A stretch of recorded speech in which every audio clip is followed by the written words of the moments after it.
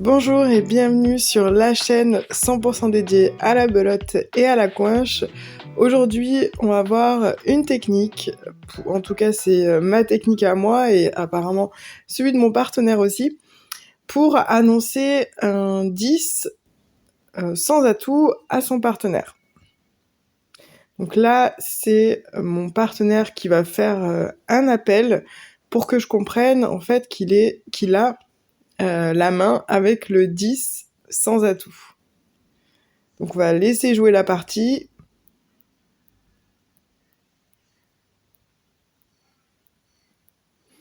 Bon, en réalité, je le savais puisqu'il avait une annonce et que on voyait qu'il avait le 10.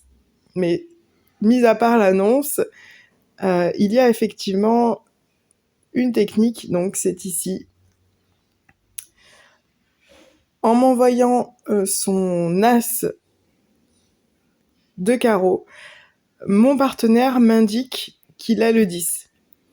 Alors, des fois, il y a des personnes qui envoient les as et qui n'ont pas les 10 derrière, mais du coup, moi, je ne cautionne pas cette technique-là, juste pour envoyer des points, mais en fait, ça dépend, voilà, ça dépend toujours du jeu, du nombre de points qu'on doit faire.